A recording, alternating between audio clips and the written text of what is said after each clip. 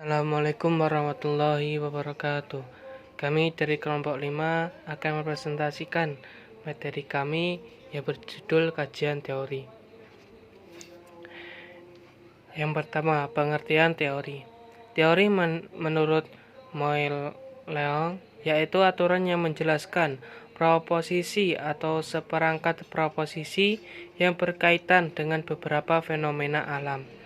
Menurut Schnellbaker dalam Moelleong mendefinisikan teori sebagai seperangkat proposisi yang terintegrasi secara sintaksis, yaitu yang mengikuti aturan tertentu yang dapat dihubungkan secara logis satu dengan lainnya dengan kata dasar yang dapat diamati dan berfungsi sebagai wahana untuk meramalkan dan menjelaskan fenomena yang diamati.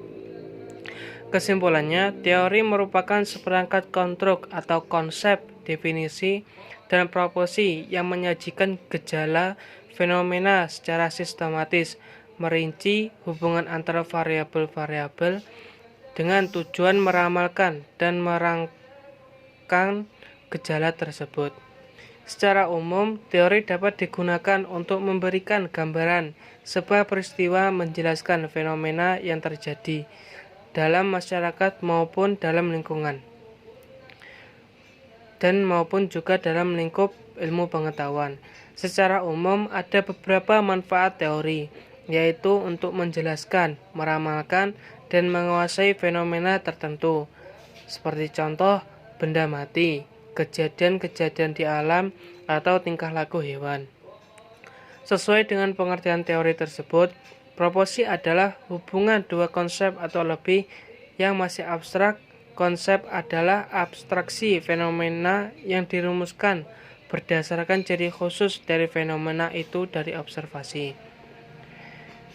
Materi yang selanjutnya, tingkat teori. Menurut Neumann dalam artikel Profesor Dr. Mujia Raharjo mengemukakan tentang teori berdasarkan tingkatnya, yaitu tingkat mikro level.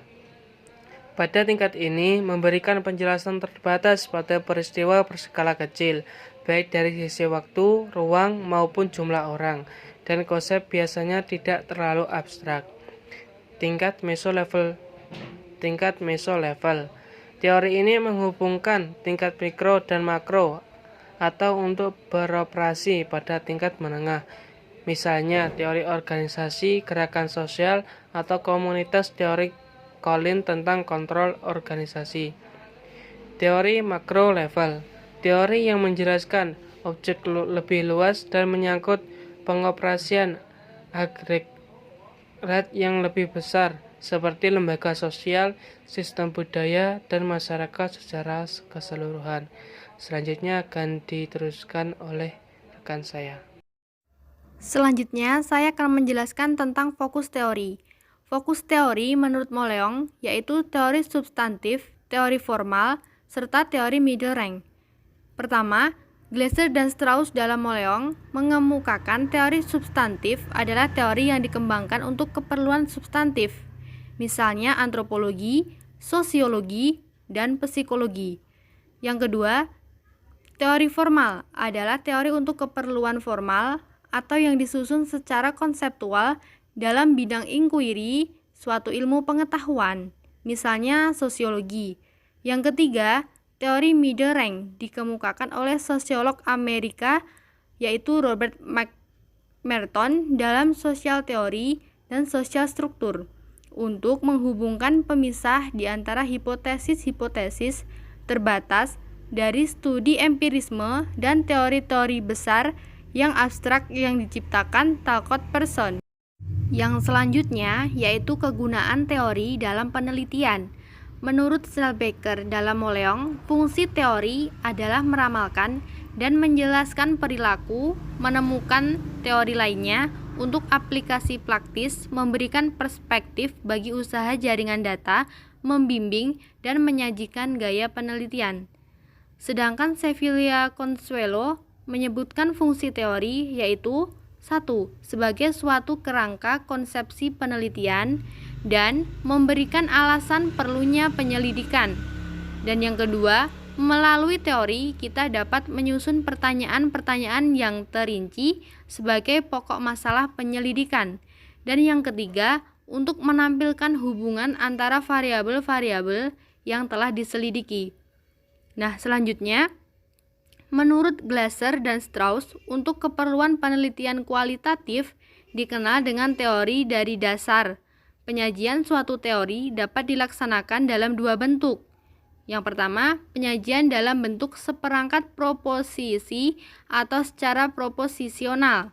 Dan yang kedua, dalam bentuk diskusi teoritis yang memanfaatkan kategori konseptual dan kawasannya. Yang selanjutnya, teori berfungsi sebagai pendapat sementara yang diasumsikan oleh peneliti menurut Willis. Fungsi teori dapat dikemukakan sebagai berikut: mensistemasikan, melahirkan hipotesis, membuat prediksi, dan memberikan penjelasan. Yang selanjutnya adalah manfaat teori. Manfaat teori sebenarnya sama dengan kegunaan teori dalam penelitian.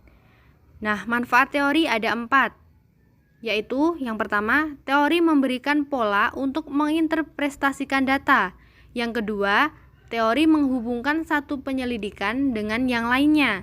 Yang ketiga, teori menjelaskan suatu kerangka konsep serta variabel-variabel untuk mendapatkan pengetahuan. Dan yang keempat, yang terakhir, teori memusatkan periset untuk menginterpretasikan arti yang luas dari temuan-temuan riset. Sekian dari kelompok kami, kurang lebihnya kami mohon maaf. Wassalamualaikum warahmatullahi wabarakatuh.